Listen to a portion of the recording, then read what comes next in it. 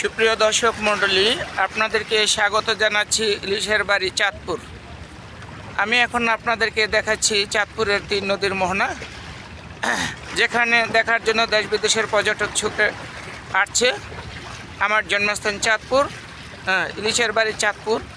আপনারা এখন দেখতে পাচ্ছেন কি চাঁদপুরের সেই ঐতিহ্যবাহী 3 নদীর মোহনা, যেখানে পদ্মা, মেঘনা এবং ডাকাতিয়া নদী একত্রিত হয়েছে। প্রকৃতির অপরূপ দৃশ্য, স্রষ্টার অপূর্ব খেলা। 2 নদীর পানি আলাদা আলাদাভাবে প্রবাহিত হচ্ছে, আপনারা এখন তা দেখতে পাচ্ছেন। আমি এখন আপনাদেরকে চাঁদপুরের সেই ট্যাগ ঘুরে ঘুরে দেখাচ্ছি। আপনারা যারা চাঁদপুরের সন্তান আছেন তারা অবশ্যই এটা চিনেন, এবং যারা চাঁদপুরের অন্যান্য জেলার আছেন তারা এই দৃশ্য দেখে আপনাদের কাছে অবশ্যই মনে হবে যে এটা কক্সবাজার। আসলে এটা কক্সবাজার নয়, কক্সবাজারের কোনো সিনারি বা দৃশ্য নয়, এটা হচ্ছে চাঁদপুরের সেই সিনারি।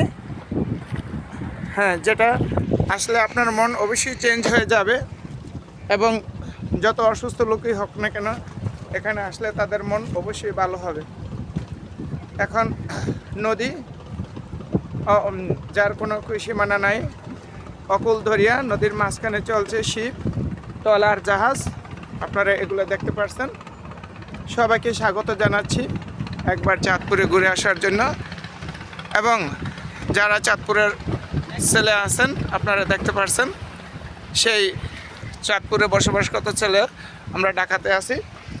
তাই আমি কাল ছুটে এসেছি আমার দেশে মূলত ঘোরার জন্য।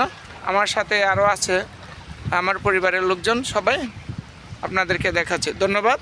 আবার